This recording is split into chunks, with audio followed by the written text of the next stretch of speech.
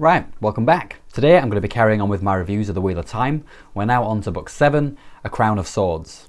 Unfortunately, this isn't going to be the nicest review in the world because The Crown of Swords is one of my least favourite books in the series, but I do still think it has some saving graces and some interesting things in it, so I'm going to talk about them as well as complain a little bit about the things that I don't like. Part 1, Summary.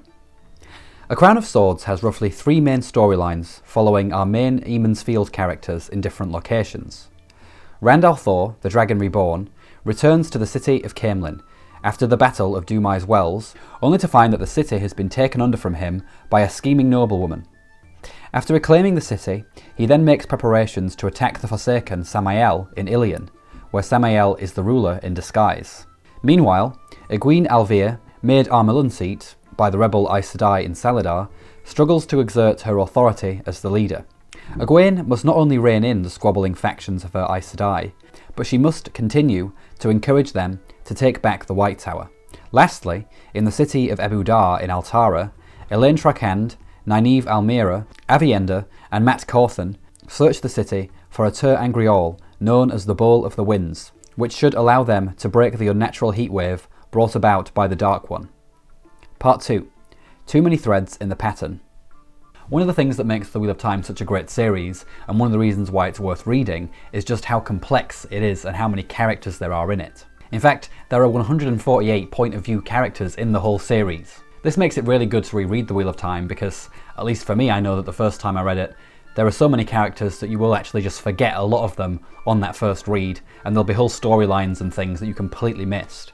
And so when you reread the story, there's a lot more to take in because there's just so much complexity and so many characters. Also, on the first read, some of these side characters can seem really pointless, and you don't realise how important they are until later on in the series. So when you're rereading it for the second time, you can actually appreciate a lot of the secondary characters a lot more than you can on the first read. That being said, having 148 point of view characters also comes with some major setbacks, and these setbacks start to show themselves in book 7 all the way up to book 10. Up until the 5th book, I felt like Jordan did a really good job of ensuring that his main characters always had a clear character arc and clear development, that when you got to the end of the series, it felt like you'd made a substantial progression with that character. Sometimes the resolutions of these arcs weren't necessarily the best resolutions, but there was always a sense of, okay, the character has developed, they've made a change, they've overcome something. This is something for me at least that starts to go away when we get into these slog books,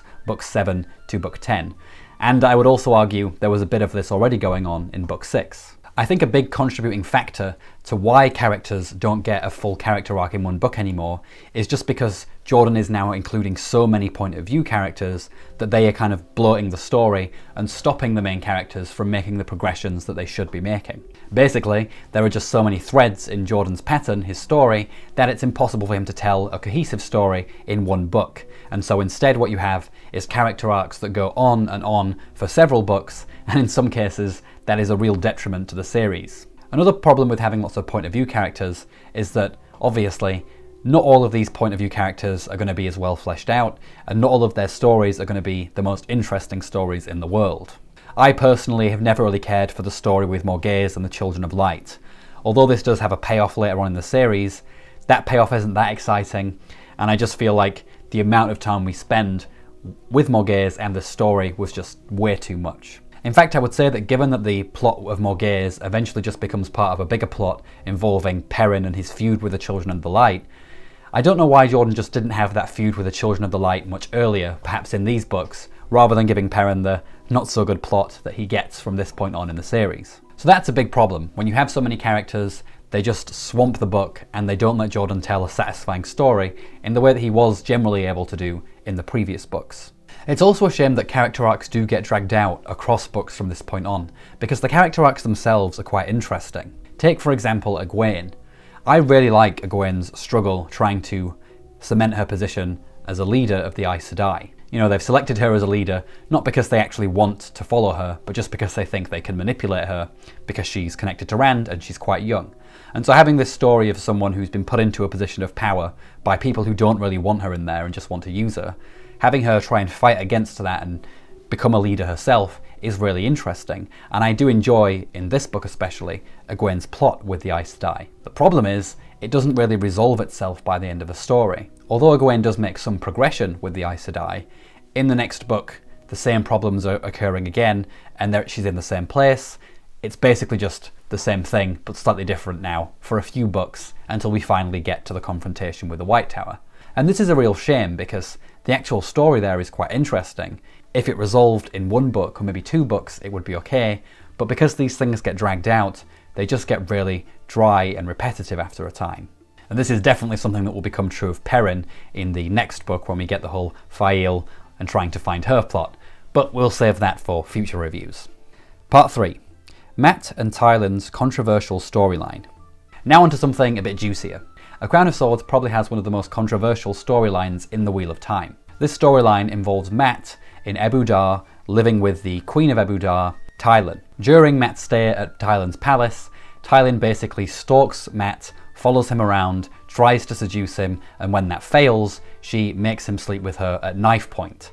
So this is some pretty dark stuff. Also, what's weird is it seems to be played for laughs, this storyline as well. A lot of characters seem to find it funny, or don't even believe Mat that he's been put in that situation, and even just the way that it's written, it does sort of come across as if it's meant to be amusing rather than serious. So naturally, this plot is going to be very controversial among fans. Many fans dislike it, they think it is making light of something quite serious, and they think it's maybe somewhat unnecessary as well. Like, do you really need Mat to go through this at all?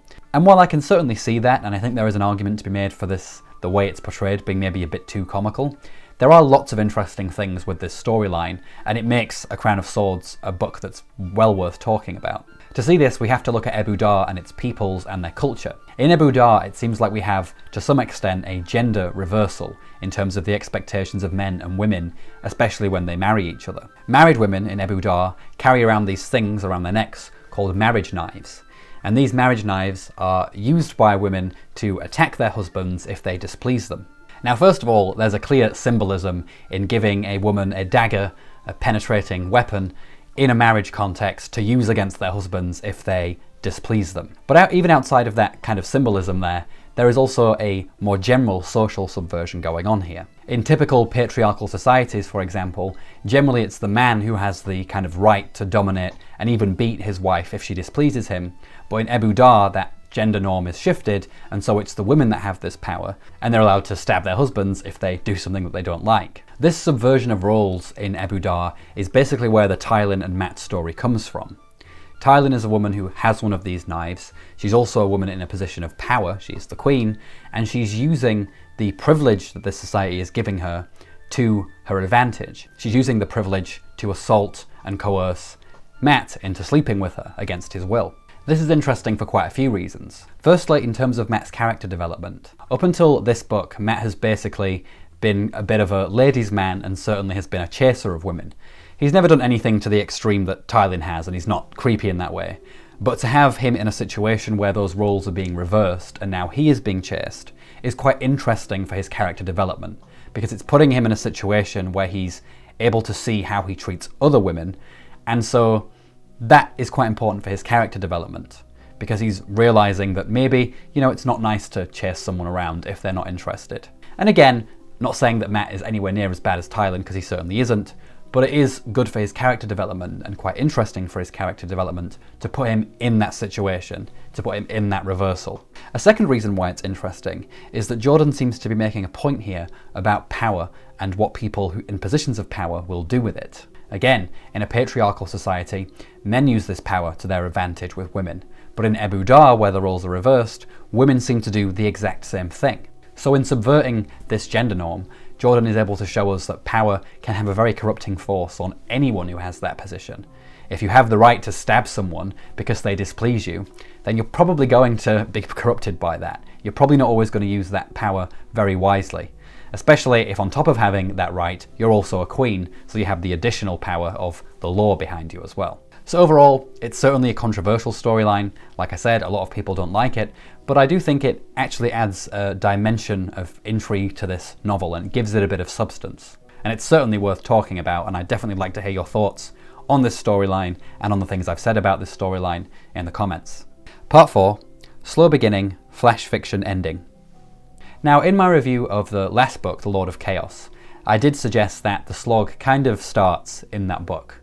But The Lord of Chaos is still a pretty good novel. It's still probably, top quartile tier of books in the Wheel of Time series. But in this book, this is where all of the pacing problems that began in The Lord of Chaos really start to reveal themselves in a way that makes the book overall less good. Firstly, we've got the tradition of ever-growing prologues, which is probably the thing that I hate the most about The Wheel of Time. I really don't like the prologue chapters, especially in later books when they just go on and on and on. I think at one point there's a prologue that's about 90 pages, which is just insane to me because, the story isn't really going in that prologue. It's just lots of different characters doing lots of different things, and I just find it a very exhausting read because nothing gets moving while that prologue is occurring. It's just lots and lots of setup. And so that already makes for some really bad pacing problems. Then on top of that, you have pacing problems throughout the novel. My least favourite part of A Crown of Swords is the plot that involves Rand returning to Cairhienin and taking it back from a noblewoman who stole it from him while he was dealing with the Battle of Dumai's Wells. There are loads of reasons why I dislike this plot. The main reason is that it just goes on for way too long. There's a lot of build up to this, and it just gets resolved so quickly and easily, like Rand just takes the city back with no real repercussions there at all. And so you spend a lot of time on something that doesn't really have much impact and that gets resolved quite quickly. Also, Jordan just doesn't write political intrigue very well. What makes his novels interesting is the world building and the character development, but his noble characters are very standard. They kind of just fall into two categories. Either they are on Rand's side and they're very helpful, or they're just conniving, scheming nobles who will backstab him at the first chance. And so because the noble characters aren't that interesting, it's kind of dull to have several chapters revolving around Rand taking Cairhienin back when you just don't really care about this noblewoman. I don't even care enough about this character to remember her name and look it up for this video. I do think though, had Jordan maybe put more effort into his political characters, this could have actually made for a very interesting plot point. Rand has been in this battle at the end of the previous book. He was kidnapped. He's still reeling from the effects of that kidnapping. And then he comes back to the city, only to find it's been taken up from under his feet while he's been gone. And maybe just having a whole book where he has to take that back and prove himself again with the nobles. That would have made for a much more interesting story than just kind of having him come back, spending a lot of time on him getting there, and then just dealing with it really quickly. So I'm certainly not against the idea of having this plot. It's just that I don't think it was done very well. I don't think the characters involved were very interesting, and it went on for way too long. And now on to the ending of the book, which has the reverse problem. The beginning of the book is really slow. It takes ages to get going. It is a bit of a slog to get through, surprisingly. But the end of the book, I felt, just came way too quickly. Rand just seems to decide that he's now going to take on Samael, and they do it, and it's resolved very quickly. I do actually enjoy the confrontation, though, between Samael and Rand in Shardar Logoth. I think it's really well written, it's scary, it's creepy because of where it is, it's a really good scene, and taken on its own, I think it is an excellent part of the book. But just taken in the context of the whole story, again, it just sort of occurs really quickly, doesn't have a nice build-up, and so structurally, I just don't think it works as well as it could have done. So those are my main complaints about the book. The pacing is off, there are some really boring storylines, and I don't think the ending of the story resolves very well. But I do want to end with some positive things, so let's get back into some positive things. Part 5, Sunlight Through the Clouds. Most of my criticisms of A Crown of Swords are more about the book as a whole piece of work. If I focus though on the events that happen in the book and on particular things that happen in the book, I actually quite like it, and there are lots of character moments and scenes that I think make this still worth reading, even if there are just some bits that I would much rather skip over. I've already talked about Egwene's struggles in Celadar with the Aes Sedai. I think that is excellent. I think Jordan does an excellent job of capturing what it's like to be in a position of power where people don't want you in that position and they're trying to manipulate you, and you have to fight against them. Adding the dimension that Egwene is very young and these are all like fully grown women who, as Aes Sedai, could have been around for hundreds of years. It's a really good story and I really enjoy it, at least for this book. I also think there are some good character moments.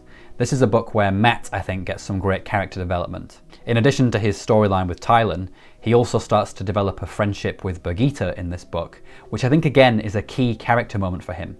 Because up until this point, his relationships to women has kind of just been one about kissing, dancing, and that's about it. He's never really seen women as friends. He sees Egwene and Nynaeve as more like, you know, big sister and little sister. But in this book, he develops a friendship, a platonic friendship, with Birgitte, which I think is a big character moment for him because he's sort of maturing in his outlook towards women. And the Tyland stuff is also part of that, but the Birgitte friendship is just a little bit nicer and more palatable than the Tyland stuff, which is a little bit darker. And lastly, Nynaeve, again, consistently showing character development in every book. This time she has some great character development in terms of her powers and how they're developing, but also we return to her relationship with Lan, and that finally gets some development as well, which I won't spoil the details there, but it's really good character development stuff, and Nynaeve's moments in the book are definitely some of the best for me. So there you are. There are some positive things to say about this book, and I would say that it's these little moments in the Wheel of Time that make the slog worth it. It's really satisfying to see characters making small progressions here and there. It's really satisfying just to read these scenes which are really well crafted. It's just a bit of a shame that they're in the context of a bigger book that doesn't quite work. Part 6, Conclusion.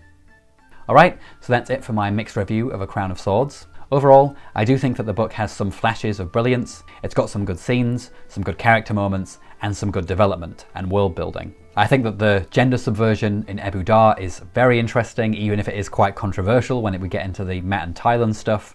But, you know, it makes a book worth talking about, and that to me is always a good thing. However, the book is let down by some really poor pacing issues, with side plots that maybe just could be cut altogether, or at least shortened so that they don't bog down the main character arcs. Also the fact that our main characters don't have the substantial progression and developments that they had in previous books. All of these things do make the book as a whole less satisfying, even if it does eventually contribute to a very satisfying ending when we get to the end of the series. For me, A Crown of Swords is definitely one of the lesser books in the series, but it's still not terrible by a long shot. Alright, that's it for this video. Let me know in the comments what you think about the things I've said today. If you enjoyed this book, tell me why. I'd like to know from people who enjoy it why they think it's a good book in spite of its flaws. Also let me know what you think of the Tyland and Mat storyline. Do you think it is one of the worst parts of the series, or like me, do you think it has some very interesting things to say? And what do you think about the things I said about the storyline? As always, I look forward to talking about the book with you in the comments. If you enjoyed this video, don't forget to give it a like and subscribe to my channel. I post new videos every Monday at 4 PM UK time. But until the next video, ta-ra!